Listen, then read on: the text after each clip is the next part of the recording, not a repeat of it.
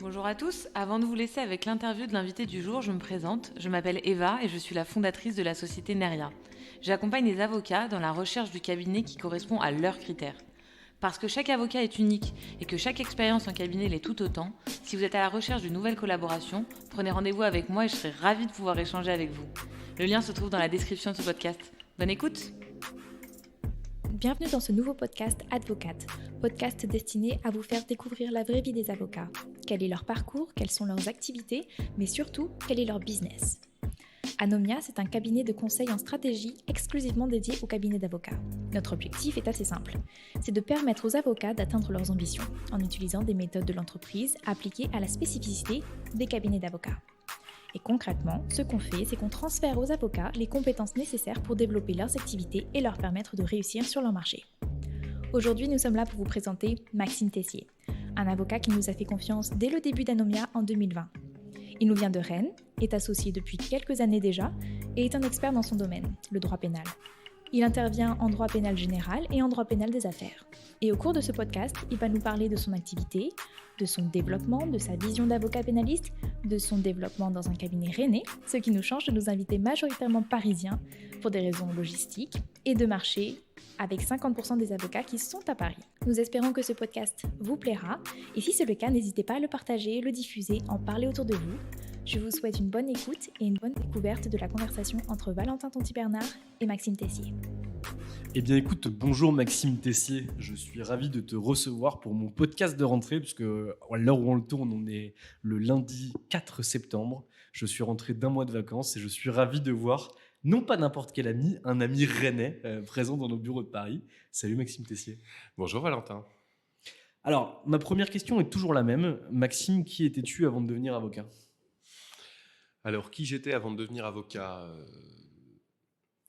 J'étais un étudiant qui vient des Sables-d'Olonne, qui a grandi, qui a fait toute sa scolarité au bord de la mer, dans la ville du Vendée-Globe, même si moi, j'ai jamais fait de bateau particulièrement. Et par le fil des rencontres, j'ai fait droit. J'ai rencontré quelqu'un qui a été très important dans mon parcours, qui s'appelle Jean Danet, qui m'a enseigné le droit pénal et qui est quelqu'un que j'ai beaucoup et que j'admire toujours et que j'apprécie. Et de fil en aiguille, je suis des Sables-d'Olonne, je suis resté très Grand Ouest, je suis monté à Nantes pour finir mes études, mon Master 2 de droit pénal et sciences criminelles. J'ai passé l'examen d'entrée à l'école des avocats en fin de M1 et en même temps que mon M2, j'ai commencé l'école. Et par toujours ce hasard des rencontres, et puis toujours grâce à Jean Danet, j'ai rencontré celle qui était ma patronne et qui est devenue mon associée, Catherine Glon, l'une de mes associées, parce que j'ai 6 associés aujourd'hui. Actuel bâtonnier au barreau de Rennes, Tout à fait, la bâtonnière de Rennes. Et je suis arrivé à Rennes et j'y suis resté. Et ça va faire 9 ans dans ce cabinet où j'ai été élève avocat, juriste, salarié, collaborateur, et où je me suis associé il y a 3 ans après avoir obtenu mon titre de spécialisation en droit pénal. Alors, moi, je suis content du coup de t'avoir ici, parce que moi, tu le sais aussi, je suis quelqu'un de la région, alors pas de l'ouest, mais de l'est. Mais non, une belle région aussi. Du côté de Nancy. Un peu moins la mer, mais c'est sympa quand même. Il y a le Gers, il y a la Gers, Tout à fait. Pas mal aussi pour les Tout à pénalistes. Donc je suis ravi d'avoir quelqu'un qui exerce dans un barreau régional, puisqu'on a majoritairement des gens du barreau de Paris, pour des raisons qui sont exclusivement, ou en tout cas essentiellement logistiques. Explique-moi ce que c'est d'être associé, ou plutôt d'abord d'être collaborateur au sein d'un cabinet d'avocats présent à Rennes. En tout cas, explique-moi ce que toi tu as vécu. Je ne vais pas te demander une comparaison par rapport à Paris, mais les Parisiens pourront le faire. Comment on commence sa collaboration dans un cabinet à Rennes ? J'en ai un souvenir intense, sur tous les plans.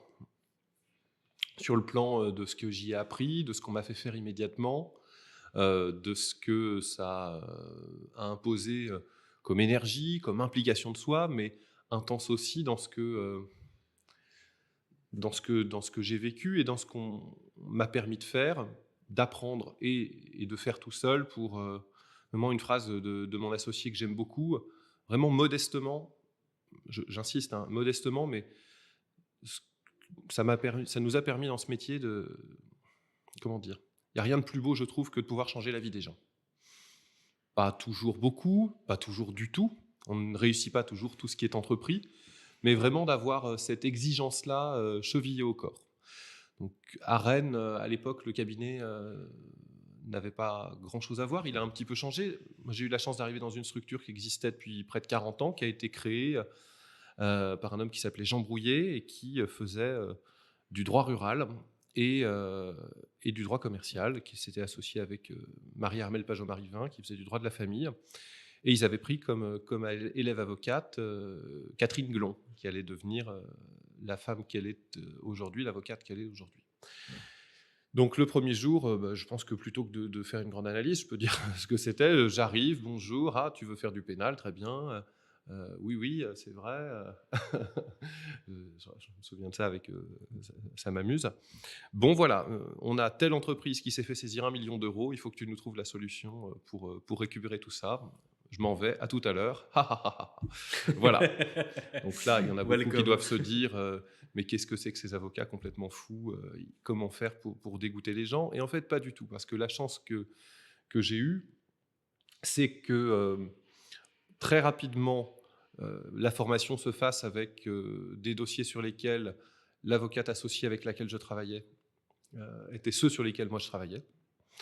Il y avait toujours cette protection-là aussi de cet avocat associé, l'avocat responsable du pôle, qui jamais ne se défaussait sur le collaborateur ou sur l'élève avocat si les choses ne fonctionnaient pas.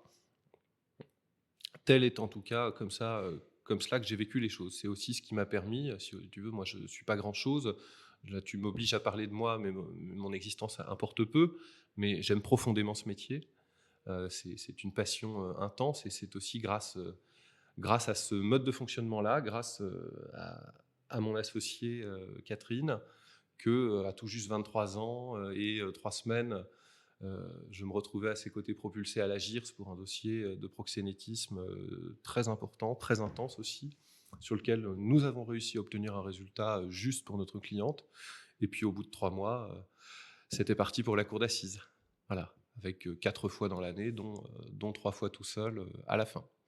Et en cela, je la remercie énormément. Donc tu as immédiatement été mis au feu, entre guillemets. Tout de suite. Pas resté une petite main sur les dossiers, on t'a Voilà, envoyé au feu. tout de suite, comme quoi c'est possible, tout de suite, mais jamais totalement sans filet. Moi j'avais l'impression de sauter sans parachute d'une certaine manière, alors que le parachute il était toujours là. En réalité, ça m'a permis d'apprendre beaucoup, très vite. J'en avais envie. J'étais à une période de ma vie où en plus j'étais très jeune, donc je le pouvais. À la fois, tu vois, le fait d'avoir une vie familiale différente aujourd'hui m'amène pas à avoir un autre discours parce que finalement j'arrive tout autant à travailler, voire plus, voire d'une autre manière. Bon, en tout cas, j'avais le luxe de pouvoir penser beaucoup à cela et à pouvoir m'y investir. Et en face, j'avais quelqu'un qui voulait m'apprendre. Très clair. Tu développes rapidement ta clientèle perso ?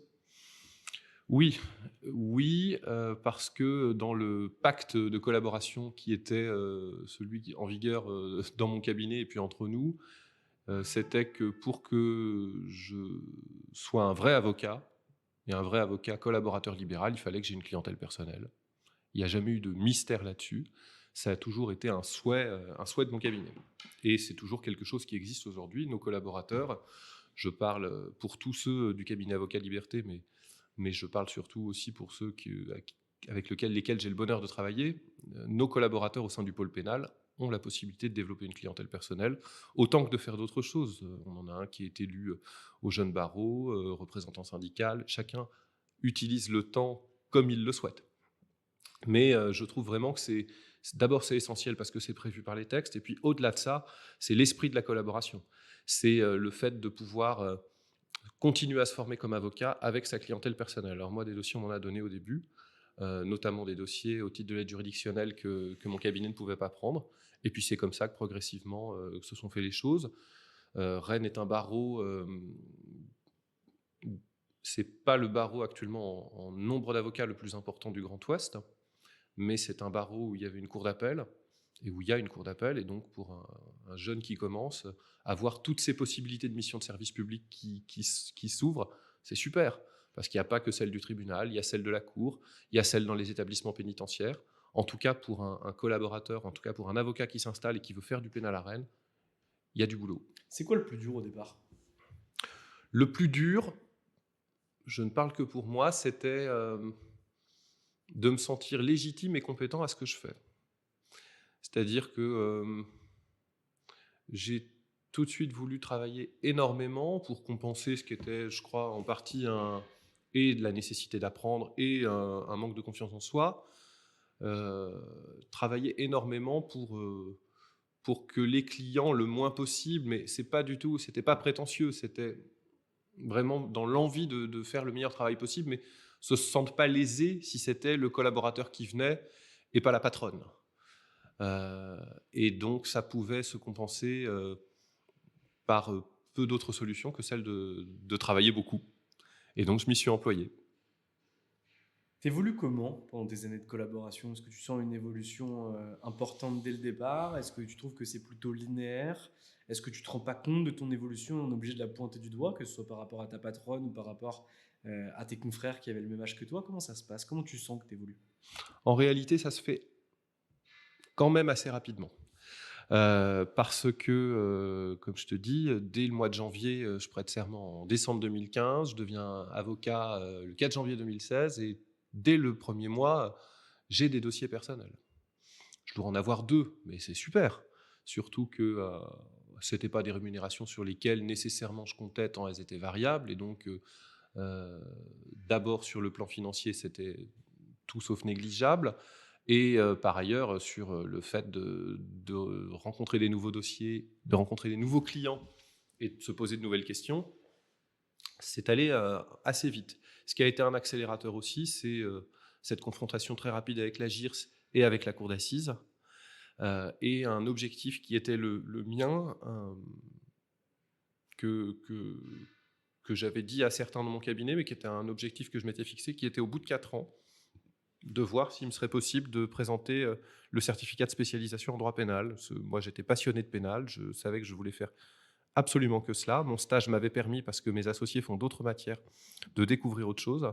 Et autant je vois bien sûr tout l'intérêt qu'il y a dans les autres matières, mais je le vois sous l'angle de ce que sur une question pénale, je peux apporter par exemple à mon associé en commercial, en droit rural, en droit de la famille. C'est comme ça que je voyais les choses là au début, avant de cibler encore plus aujourd'hui. Mais assez rapidement, et ce qui a bousculé aussi les choses, c'est qu'à un moment de ma collaboration, en troisième année, quatrième année, parce que c'était possible et parce que ça m'intéressait de continuer à développer, tout simplement, c'est pas une idée révolutionnaire, mais j'ai ouvert un site internet et j'ai fait de la publicité personnelle qui a généré un certain nombre de dossiers que j'ai pu apporter aussi au sein de mon cabinet quand on a décidé de s'associer pas longtemps après. Très clair. Pourquoi tu as passé le certificat de spécialisation et qu'est-ce que concrètement ça t'a apporté? Est-ce que ça t'a apporté une légitimité vis-à-vis de tes confrères ou vis-à-vis de tes clients et ou vis-à-vis de tes clients? Alors, le passé, d'abord, c'était, je le souligne, une politique de notre cabinet vers laquelle on souhaitait tendre. On souhaitait que nous puissions envisager tous de passer des certificats de spécialisation, ce que tous ont fait ou sont en train de faire, ou en tout cas, on réfléchit à faire. Bonne chance à eux. Oui, et j'ai la chance. Vraiment, moi, j'ai une admiration, un respect pour mes associés. Après, les choses viennent en leur temps. On a différents projets, différents clients. Chacun le fait lorsqu'il estime devoir le faire. Bref, je ne suis pas là pour dire à leur place. En tout cas, j'avais ce souhait-là. Et qu'est-ce que ça m'a apporté ? Je pense que pour le jeune que j'étais, d'abord, je me rappelle ce que j'ai dit au jury de spécialisation. C'est pas parce que je passe le certificat de spécialisation en droit pénal que je deviens Franck Berton du jour au lendemain. Voilà, pour parler de gens qui sont un peu iconiques et puis que j'admire d'ailleurs dans leur travail. et pardon pour les autres, parce qu'il y en a des tas d'autres qui sont admirables à mes yeux, et je ne souhaite pas blesser personne. En tout cas, c'est revendiquer, pour moi, passer le message clair à l'égard de la clientèle, à l'égard de mes confrères et au sein de mon cabinet, que je faisais du droit pénal, notamment en 2 domaines, en matière criminelle et en pénal des affaires. Et je trouvais que le fait de pouvoir écrire tout simplement avocat spécialiste en droit pénal, c'était plutôt pratique, franc, honnête par rapport à tout cela. Ça n'enlevait rien à l'exigence qui s'imposait à moi de continuer à travailler, de rester compétent, parce que si tu t'affiches avocat spécialiste, tu fais une promesse, comme ceux aussi qui présentent activité dominante, chacun exerce comme il veut, mais tu fais une promesse à ton client, et j'estimais que c'était ces 2 choses-là. Je voulais expliquer que je faisais du pénal, et je voulais continuer à en faire, et m'imposer une exigence de qualité à cet égard. C'est ce que je dois à ce certificat. Quand tu crées ton site internet en tant que collaborateur libéral, comment tes patrons de l'époque le prennent? Parce que pour parler franchement, on a souvent cette question des collaborateurs qui me disent, mais est-ce que j'ai la possibilité de faire un compte Google My Business? Est-ce que j'ai la possibilité de créer un site internet? Si mes associés le voient, comment ceux-ci vont-ils le prendre? Est-ce que c'est de la concurrence déloyale? Est-ce que j'ai le droit de le faire? Est-ce que ça va être bien vu? Blablabla. C'était quoi, toi, ton Il n'y a eu sentiment? aucun problème, parce que vraiment, chez Avocat Liberté, il y a une revendication de la liberté totale des collaborateurs dans le développement de leur clientèle. C'est même un souhait que, c'est ce que je dis à nos clients lorsque mes collaborateurs doivent me remplacer. Comme je dis que ce que je pense, je leur dis ça. Moi, mon travail, c'est de faire monter les talents. C'est d'avoir des gens à qui je transmette, aux côtés de Catherine, mon associée, notre passion, ce qu'on sait faire en droit pénal, pour qu'on les accompagne dans le fait de devenir des avocats qui aient confiance en eux, confiance dans leur travail, et qui produisent des choses très importantes pour nos clients, dans des dossiers parfois très compliqués.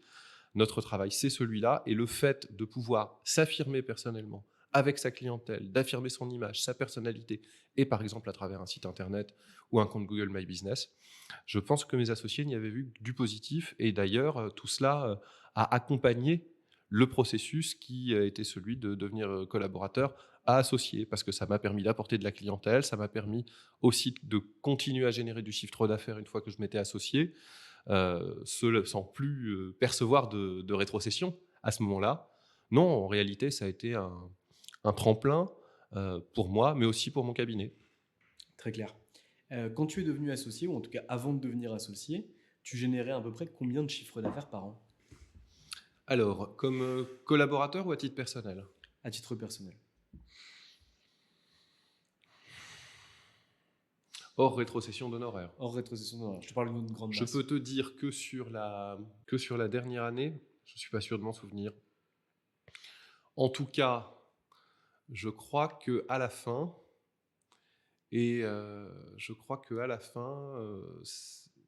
avant de m'associer, je dis peut-être une bêtise, je te dirais 130 000 €. Ok.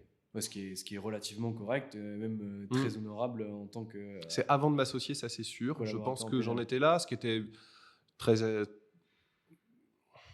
voilà, comment dire, quand tu es dans une situation plus de collaboration, il y a aussi un business plan à avoir, parce que dans bon nombre de cas, tu ne payes pas de frais comme lorsque tu as le loyer à payer, l'ordinateur à payer ou autre. Donc oui, en effet, ça peut, tout dépend de la formule, ça peut être très intéressant. Très clair. Ok. Comment tu prétends à l'association? Est-ce qu'on vient te chercher? Est-ce que c'est toi qui la demande? Comment ça se passe? Parce que à 130 000 € de chiffre d'affaires, bon, les rétrocessions à Rennes, elles sont pas aussi importantes qu'à Paris. Non, mais c'est le barreau de région, l'un des barreaux de région, si ce n'est le barreau de région, qui paye dans les minima prévus par l'ordre le mieux les collaborateurs. D'ailleurs, les chiffres viennent d'être augmentés, parce que les collaborateurs en première année à Rennes sont payés désormais 2 700 € hors taxe, et en deuxième année 2 900 € hors taxe. C'est-à-dire plus que dans d'autres barreaux. Mais c'était quoi ta question? Je t'ai coupé. La question, c'était de dire, par rapport à ta rétrocession d'honoraires, oui. Le chiffre d'affaires personnel que tu engendrais était très important. Oui, il était plus important. On peut même dire, sans trop se mouiller, qu'il était 3 fois plus important que la rétrocession que tu pouvais toucher. Entre 2 et 3 fois. Ouais. Entre 2 et 3 fois, pardon. Donc, est-ce que là, il y a eu un blocage à ce niveau-là? Est-ce que tu te dis, en fait, soit je peux devenir associé au sein d'Avocats Liberté, donc mes associés viennent me chercher ou je présente mon association, ou malheureusement, je devrais aller m'installer ailleurs, ou est-ce que finalement, tu arrives encore à tenir les deux? Mes associés avaient précédé le pas, avaient D'accord. précédé la chose. En réalité, j'avais eu cette discussion avec eux. J'ai souvenir aussi d'une discussion avec mon associé Guillaume Brouillet, qui est spécialiste en droit commercial et en procédure collective, où il m'avait exprimé le fait qu'il souhaitait qu'on poursuive l'aventure ensemble, ce à quoi j'avais acquiescé. Et donc cette fin de collaboration, c'est aussi en cela que j'avais lancé toute cette communication. Parce que je parle du site internet parce que c'est ce qui avait mieux marché avec Google My Business, mais j'avais testé des tas d'autres trucs. C'était une période formidable où je pouvais, mais je peux toujours aujourd'hui, hein, mais où j'avais essayé Facebook, etc. J'étais un peu parti à la pêche, faire des tests, voir ce qui marchait, voir ce qui était utile pour les clients. Bon. Et moi, j'ai vécu ma fin de collaboration vraiment comme un sas vers mon association. Donc aussi, comme j'avais la possibilité d'être associé, de construire des choses avec ce cabinet, j'avais envie de lui apporter beaucoup. Donc c'est dans ces conditions-là que ça s'est joué. Très clair. Et alors, quand tu deviens associé, qu'est-ce qui se passe? Déjà, est-ce que tu dois payer pour devenir associé? Est-ce qu'on te donne des titres? Est-ce que tu es d'abord associé en industrie, puis tu deviens après associé en capital? Comment ça se passe? C'est les deux.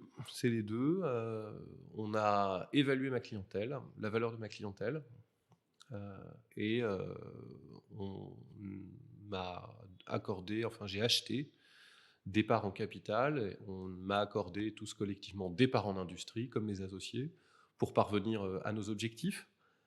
Et tout cela en se fixant aussi, comme c'est un gâteau, ou alors 2 gâteaux, entre part sociale, part en capital, part en industrie, en se disant, bon alors, où est-ce qu'on veut aller? Qu'est-ce qu'on veut faire? Voilà, c'est assez tout simplement que ça s'est fait. Et puis tout ça dans un esprit d'amitié forte, ça surprendra personne de dire qu'on a bu un coup après, quoi. Oui, exactement. Et puis peut-être un peu avant aussi, voilà. Ok, ça marche. Qu'est-ce qui se passe quand tu passes du statut de collaborateur au statut d'associé? Est-ce qu'il y a un changement qui s'opère au niveau de ta façon d'exercer, au niveau de la confiance que tu as en toi, au niveau de la présentation par rapport aux clients? Grosso merdo, est-ce qu'il y a quelque chose qui change?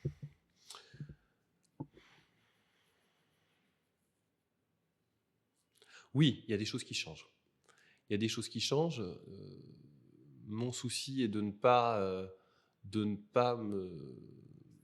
que tout change non plus totalement ou tout d'un coup, parce que j'étais dans un cabinet où je suis arrivé, où j'ai franchi la porte comme candidat à un stage d'élève avocat, et où je me transformais du jour au lendemain à devenir l'employeur de personnes qui aussi m'avaient formé. Et je pense là à mes assistantes et assistants, vraiment sans qui je ne serais pas l'avocat que je suis aujourd'hui. C'est aussi avec eux que j'ai appris mon métier, que je rends des services à des clients, et je veux leur rendre hommage. Donc tu arrives pas comme ça en disant bonjour, c'est moi le roi et le patron. Et d'abord, j'ai pas été élevé comme ça.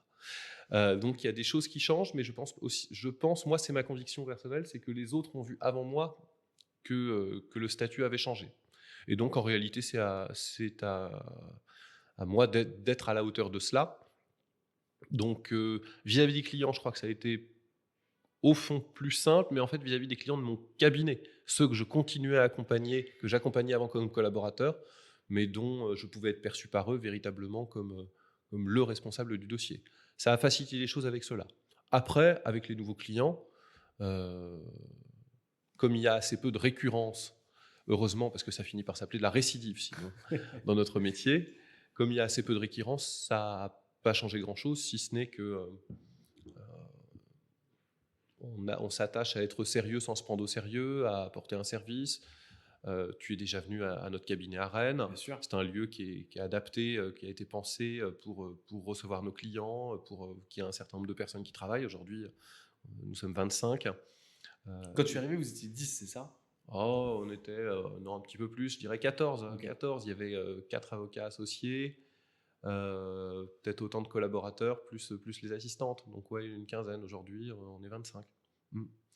Donc non, c'est plus... moi, c'était un nouveau palier, une nouvelle étape à franchir, et puis il fallait que ça fonctionne, il fallait que je fasse. Mais mes associés et moi-même, nous sommes donné les moyens d'y parvenir. Donc ce qui a changé, c'est que très rapidement, j'ai embauché une assistante, puis aujourd'hui, c'est un assistant qui travaille avec nous. Et très rapidement, il a fallu, pour continuer à travailler et prendre des dossiers qui nous intéressaient et les traiter comme il se doit, qu'on étoffe l'équipe. Donc allez, 2 à 2,5, si je comptais Catherine Glon, moi-même et l'assistant, parce que mon associée Catherine, elle est aussi spécialiste en droit de la famille, c'est pour ça que je dis 2,5. De 2,5, aujourd'hui, on est passé à 5. Et alors du coup, comment tu as pris à bras-le-corps ce nouveau poste d'avocat manager et d'avocat formateur à destination des collaborateurs qui nous rejoignent? D'abord, c'était un grand plaisir parce que le premier avocat collaborateur que nous avons recruté, c'est quelqu'un que j'avais rencontré quand j'étais chargé de TD et qu'il était étudiant. C'est une belle histoire, comme avait dit un autre élève avocat qu'on avait recruté l'année dernière. Une belle histoire que de se retrouver là, maintenant, à partager le métier. Maintenant, il y avait le souci pour moi de transmettre les connaissances, transmettre le savoir-faire, le savoir-être, tout en moi continuant à apprendre tous les jours, et d'apprendre aussi à déléguer un certain nombre de tâches, et pas d'ailleurs les moins intéressantes nécessairement, mais de travailler en collectif sur des dossiers. Ça, c'est quelque chose qui me plaît beaucoup. Et je pense notamment, pensant à mon collaborateur Quentin qui est arrivé l'année dernière, et je pense à Gauthier aussi, avec qui c'est un plaisir de travailler au quotidien.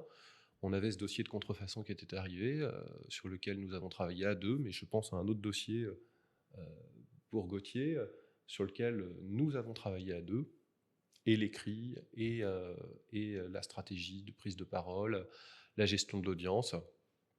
C'est pour ça que j'ai pas envie de travailler tout seul. C'est tellement plus amusant de travailler ensemble, et sur le plan des idées, et sur le plan de ce qu'on vit, et du service qu'on rend aux clients. Comment tu fais pour que tes collaborateurs ils se sentent bien au quotidien? On le sait aujourd'hui, le collaborateur, que ce soit au masculin ou au féminin, en tout cas au pluriel, est extrêmement important au sein d'un cabinet d'avocats. On voit qu'il y a énormément de tensions sur le marché des cabinets d'avocats pour faire venir des collaborateurs, que ceux-ci se sentent bien et ne partent pas vers l'entreprise. Comment est-ce que toi tu fais au quotidien pour que tes collaborateurs aient envie de continuer à travailler avec toi et se sentent bien dans l'exercice de leurs fonctions? Bon, j'espère qu'ils ne me jugeront pas trop bisounours ou trop versé d'illusions par rapport à cela, qu'ils ne m'en veuillent pas. Modestement, on essaye de leur apporter un vrai esprit d'équipe, de les faire travailler sur des dossiers qu'on espère intéressants, de leur apporter de l'autonomie sur la gestion des dossiers, mais de l'autonomie jamais sans filet. Vraiment, c'est un peu l'expression qu'on entend des fois chez les médecins. Moi, j'aime bien quand on staffe les dossiers. Quand on prend le temps de se voir, d'abord, moi je suis accessible tout le temps, autant qu'ils sont accessibles à moi en permanence quand on a besoin au bureau, mais qu'on puisse se mettre autour de la table à 2, à 3, voire à 4 aujourd'hui, avocats, sur une même situation, ça c'est ça qui me plaît, et je pense qu'on leur apporte, parce qu'on est l'un des seuls cabinets dans le Grand Ouest à avoir 2 avocats titulaires de la spécialisation en droit pénal. On doit être l'un des seuls, et c'est vrai que vis-à-vis d'eux, on leur apporte ça, une complémentarité aussi, parce que je ne suis pas Catherine n'est pas moi, et enfin, nécessairement, des moyens pour travailler. C'est-à-dire que l'assistant du pôle, c'est aussi leur assistant pour leur dossier personnel. S'ils en émettent le souhait, c'est tout à fait possible. Mais si tu veux, j'ai l'impression d'annoncer des banalités, ou ce qui devrait être des banalités, si je leur dis qu'on doit les fournir en moyens. C'est vraiment un moyen matériel et humain que tu mets à leur disposition pour développer leur clientèle. Enfin, chez nous, voilà, il est impensable qu'un avocat collaborateur doive s'acheter son ordinateur pour aller travailler. Tout ça, ça existe. Et ça me paraît en fait évident. Autant que le logiciel métier, si l'avocat collaborateur souhaite en avoir un pour sa clientèle personnelle, moi, j'ai toujours connu, et ça existait avant que je sois dans ce cabinet-là, que ce soit mis à disposition des collaborateurs. Nous avons estimé, mais je fais que m'inscrire dans le sillage de mes associés ici, que c'était essentiel et que ça doit continuer. En clair, tout ce qu'il faut pour être un avocat qui puisse se consacrer aux clients, qui puisse se consacrer au métier, au développement. En réalité, au métier, je pourrais mettre AUX avec un S, responsable ou directeur de cabinet d'avocat et avocat au service de ses clients. Très clair. C'est quoi ton ambition aujourd'hui avec ton département, toujours évidemment modestement? Je peux pas m'empêcher de dire modestement, si tu veux, parce que encore une fois, parce je sais que vraiment, les pénalistes, vous avez besoin de dire modestement, je ne veux pas non, me lancer, parce que etc. si tu veux, les gens ils me connaissent pas, et puis je dis les choses comme je le pense. En fait, je le dis parce que c'est vraiment le travail, le travail, le travail. Je sais pas faire autrement que ça. Je sais pas si je réussis tout, mais c'est seulement en travaillant, en y réfléchissant ensemble. Donc, qu'est-ce que j'aimerais faire maintenant là-dedans? C'est qu'on continue à travailler nos dossiers pour être ce que j'aimerais, qu'on soit identifié comme parmi des références dans le Grand Ouest euh, en pénal criminel et en pénal des affaires. Après le pénal criminel, si tu veux, par abus de langage, et les professeurs de droit s'en remettront, j'y inclus aussi les agressions sexuelles qui passent devant le tribunal correctionnel. Ça, c'est des dossiers qui nous intéressent, sur lesquels on travaille beaucoup. C'est aussi pour ça que nous avons ouvert à Paris cette année, pour rendre service à nos clients. Pas pour devenir avocat au barreau de Paris, il y en a suffisamment comme ça, quoique j'en sais rien en fait, il y en a suffisamment. On dit toujours il y a trop d'avocats, moi je trouve qu'il y a besoin de droit, donc s'il y a des avocats c'est très bien. Mais ça rend service à nos clients, parce que tout breton que nous sommes, je vais aussi vite à mon bureau à Paris ou au tribunal de Paris que je vais dans le Morbihan ou dans le Finistère. Sauf que les activités de nos clients, elles peuvent avoir lieu dans notre cœur de région, si tu veux, en Bretagne, mais partout en France. Et si on peut leur rendre service ici, c'est très bien. Ça a été une belle ouverture, l'ouverture du bureau parisien. Est-ce que ça a apporté du chiffre? Est-ce que ça a des clients qui ne vous voyaient entre guillemets qu'à Rennes ou que dans le Grand Ouest vous ont apporté de nouveaux dossiers? Qu'est-ce qui s'est passé? Eh bien, tu vois, on a ouvert au début de l'année ou en fin d'année dernière. Au début, ça a commencé par rendre service à des clients que nous avions déjà. Rendre service dans le sens où on pouvait programmer des réunions ici.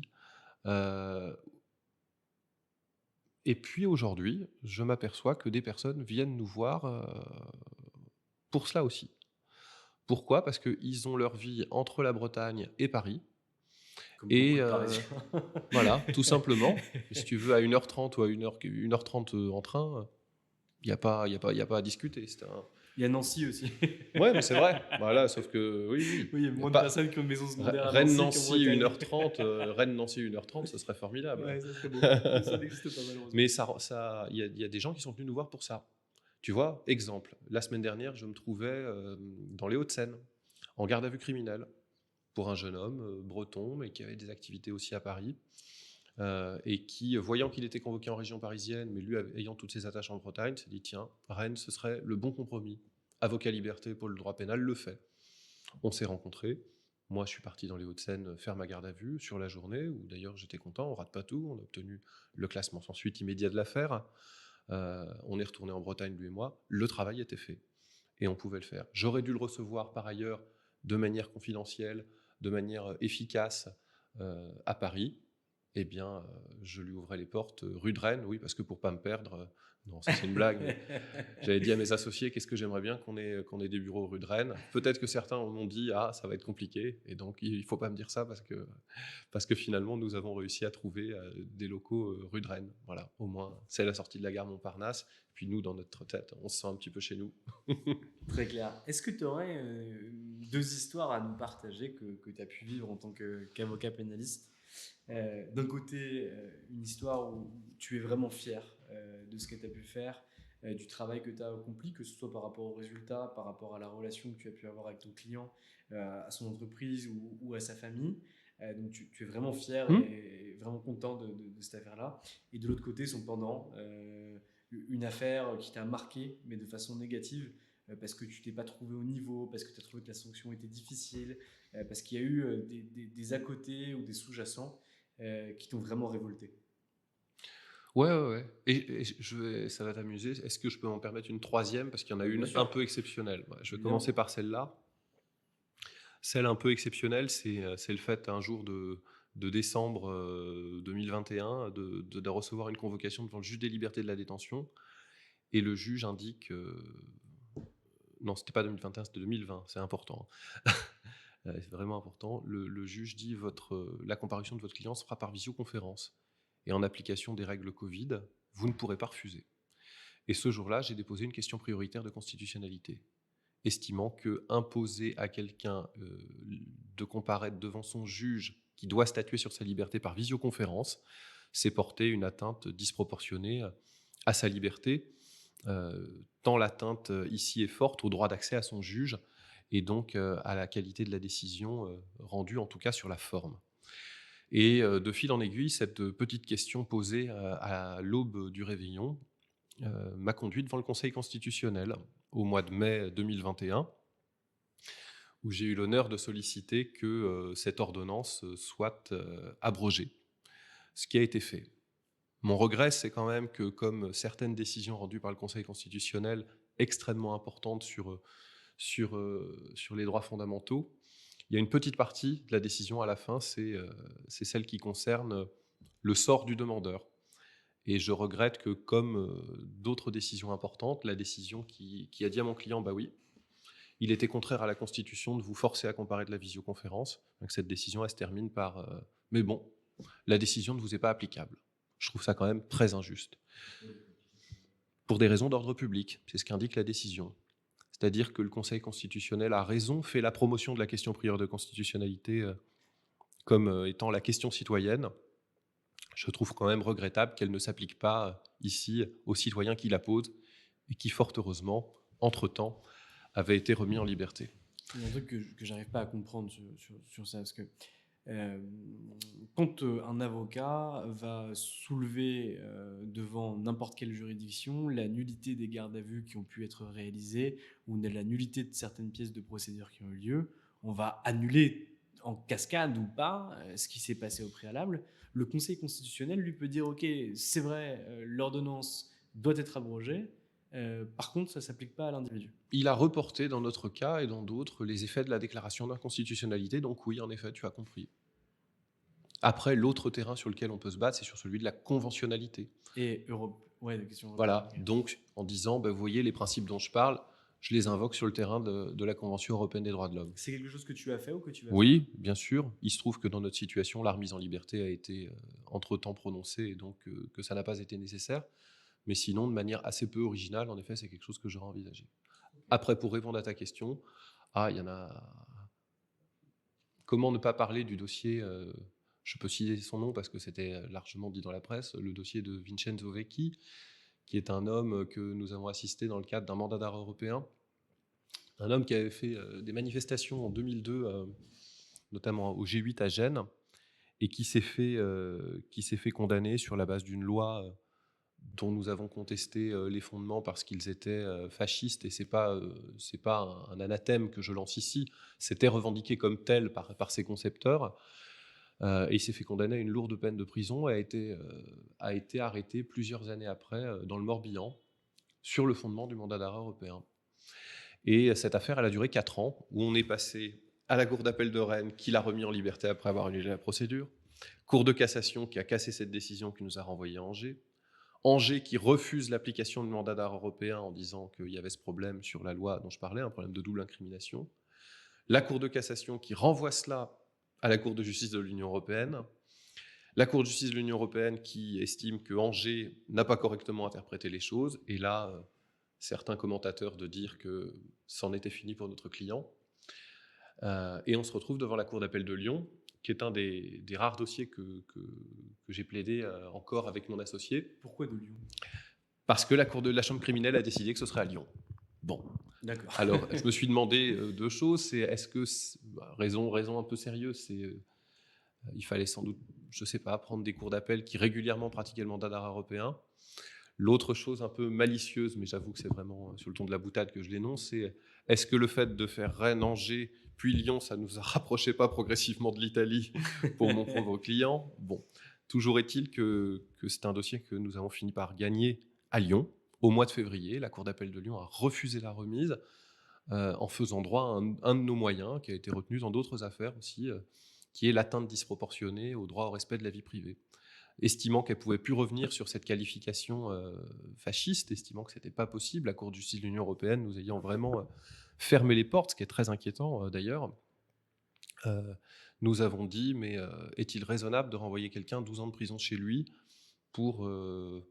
il n'y avait pas que ça, mais la dégradation de pots de fleurs et autres, n'est-ce pas disproportionné? Nous avons été suivis, et là, ce n'est pas simplement nous qui étions heureux et soulagés du résultat, ce sont des centaines de personnes qui se sont mobilisées pendant 4 ans, qui ont eu les larmes aux yeux pendant plusieurs jours de voir leur ami pouvoir être libéré enfin, après 4 ans d'une procédure extraordinaire. Alors moi, il y a un truc qui m'intéresse, outre la beauté de cette affaire et de la libération que vous obtenez. Comment vous chopez ce dossier? Il est originaire de Rennes, ce monsieur? Du Morbihan, oui. Il est italien, mais il habite dans le Morbihan. Et je le salue d'ailleurs, et s'il nous écoute, et je le remercie encore de l'honneur qu'il nous a fait de nous saisir. Mais en fait, on parlait de mon développement tout à l'heure personnel, même s'il n'est jamais personnel, parce que c'est pour toute mon équipe. Mais là, c'est par mon associé Catherine que ce dossier il arrive. Et on décide de le travailler ensemble et de mettre cette complémentarité que nous avons et qu'on essaye de refaire autrement avec nos collaborateurs qui eux aussi ont des personnalités, des compétences personnelles, de les réadapter comme ça à chaque dossier. Il y en a certains que je suis de A à Z, du début à la fin. Il y en a certains que je trouve tellement plus intéressants de partager avec d'autres qui peuvent avoir d'autres idées, d'autres manières d'aborder les choses à l'oral ou même dans la manière de construire les conclusions, parce que s'il y a quelque chose qu'on revendique, c'est d'utiliser l'écrit comme une arme. On conclut très régulièrement devant le tribunal correctionnel. Il y a de rares instructions qui se terminent sans qu'on ait produit une note d'observation à la fin, etc., etc. Ça nous paraît très important. De la même manière que s'il se passe quelque chose en garde à vue, il ne sert à rien de faire du bruit avec la bouche. On prend une note d'observation, on fait joindre au dossier, on fait constater. Donc là, c'est vraiment c'est mon associé qui a apporté le dossier, et c'était un plaisir de le travailler ensemble pendant 4 ans. Alors, on n'était pas tout seul, hein. Il y a eu d'autres avocats. Je pense à Paul Matonnet aussi, qui est avocat à la Cour de cassation, qui a apporté beaucoup là-dessus. Je me dois de le souligner, et c'est un plaisir de travailler avec lui. Autre dossier sur lequel il y a de la déception. Immanquablement, je me viens à l'esprit cet homme que j'ai assisté devant la Cour d'assises de Mayenne en 2016. C'était ma première année. Je me retrouve à la fin de l'année pour la 4e ou 5e fois devant une cour d'assises. Et pour la 2e fois, absolument seul. C'est-à-dire que c'est un dossier qui m'a été confié de traiter. Et que nous récupérons 2 mois avant l'audience. C'est-à-dire 2 mois avant l'audience, notre client décide de reprendre en main complètement sa défense qu'il avait, lui, de toute façon négligée depuis 4 ans, qu'il était placé sous contrôle judiciaire, mis en examen pour un viol. Et puis le temps a passé, et la cour d'assises a fini par le rattraper et par le convoquer. Et j'arrive, ayant analysé ce dossier, à espérer très fortement, à attendre en fait. Et j'essaye de moins attendre aujourd'hui, mais d'aller chercher. Mais à attendre qu'on se rende compte qu'il devrait être acquitté. Et donc, quand je dis attendre, c'est pas que je ne fais rien. Je pose les questions, je travaille. Évidemment, je ne les poserai pas comme ça aujourd'hui. Évidemment, je pense que j'espère que je le plaiderai mieux aussi, que je donnerai d'autres conseils, même si je pense avoir fait mon travail du mieux que je pouvais. Mais bon, ça faisait pas 1 an que j'étais avocat. Mais en contrepartie, j'ai donné toute l'énergie, toute la passion que j'y pouvais. Et ce procès qui durait 2 jours, le soir même, je me souviens être terrorisé et me dire j'arriverai pas à le sauver. Je voyais le piège se retourner sur lui. En face, il y avait un avocat de partie civile qui était très brillant, très pertinent, dès qu'il prenait la parole, et dont je voyais bien qu'il était dangereux pour ma défense. Au début, en fait, sur tout l'interrogatoire de personnalité, je me dis, mais entre ce qu'on perçoit, la réalité, tout ça, c'est une vaste question, un vaste mystère, qu'on essaye de deviner quand même. Je me dis, tiens, je marque des points, il y a 2-3 messages qui passent, et puis lorsqu'on est arrivé sur l'interrogatoire sur les faits, c'est absolument catastrophique, parce que Il a très peu lu son dossier, en a peu parlé à sa famille.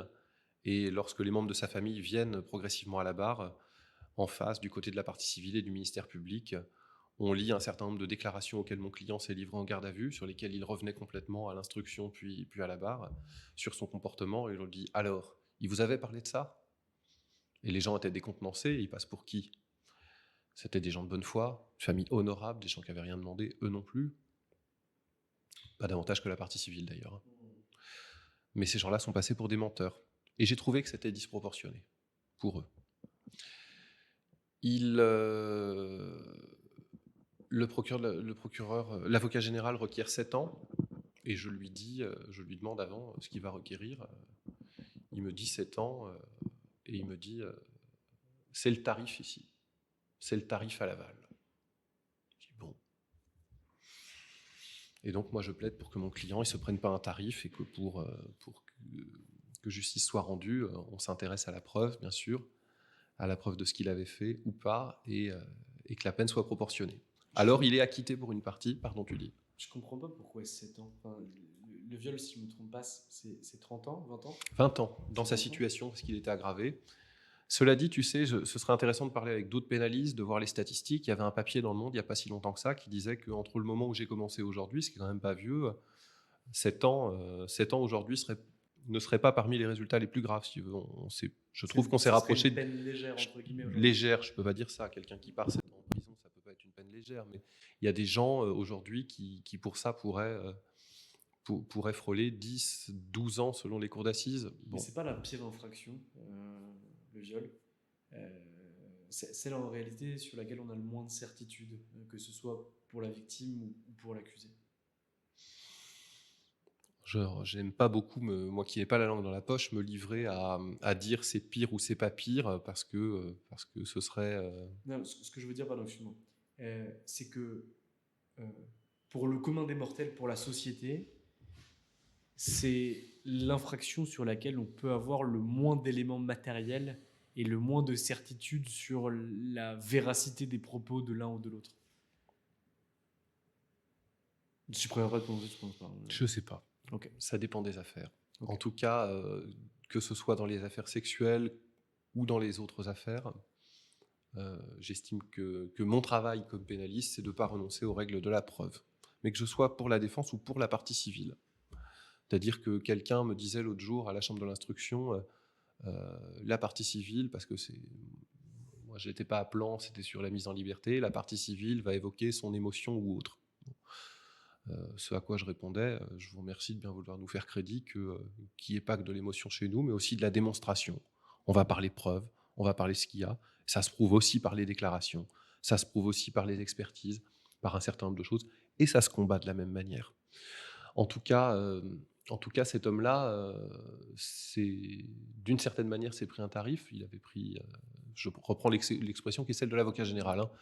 Il avait pris 6 ans, et nous avons fait appel, et l'année d'après, il a été condamné à la peine de 5 ans, dont une partie avec sursis mise à l'épreuve, ce qui est un résultat beaucoup plus juste dans sa situation, et qui a été possible aussi pour des tas de facteurs. Mais si on parle que de la plaidoirie, qui n'est qu'un outil essentiel, mais qui est un outil de travail pour parvenir au résultat, tu vois, entre les 2 années, il y a une année qui s'est passée, j'ai travaillé différemment. Et là, je voyais bien que sur la peine, on avait un danger très très important, et qu'il fallait que je travaille dessus. Et tout simplement, j'avais choisi de dire, posons-nous la question du sursis. Et pour vous poser la question du sursis, la loi a dit que vous ne devez pas prononcer une peine supérieure à 5 ans.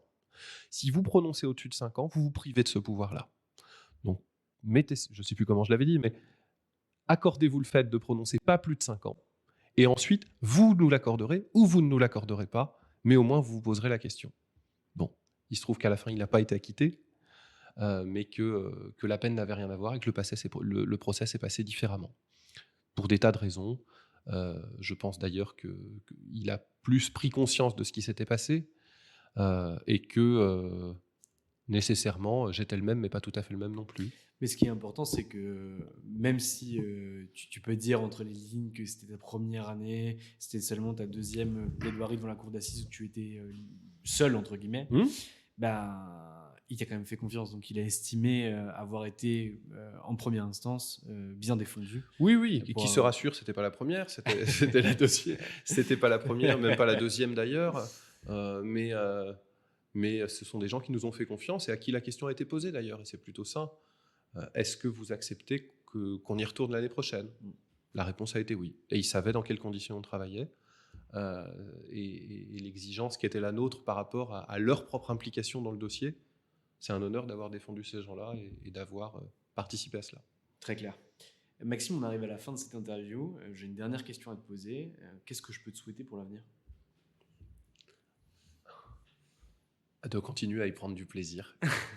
Du plaisir intense et d'essayer d'obtenir le meilleur pour nos clients et cela vraiment en ayant plaisir à travailler au sein de notre équipe. Voilà, que chacun rentre chez soi le soir en se disant on a essayé de faire du bon, même du très bon boulot. Super. Maxime, c'est tout ce que je te souhaite. Je te souhaite aussi bien plus.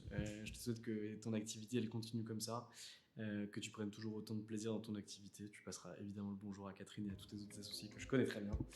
Et je te souhaite tout le meilleur et un bon retour en région Grand Ouest. Et voilà, le podcast est fini pour aujourd'hui. J'espère que celui-ci vous a plu, mais si vous en êtes arrivé jusque-là, je pense que oui. N'hésitez pas à en parler autour de vous, à le partager, à le diffuser et à nous recommander des avocats que vous aimeriez voir sur ce podcast. Bonne journée et à très vite.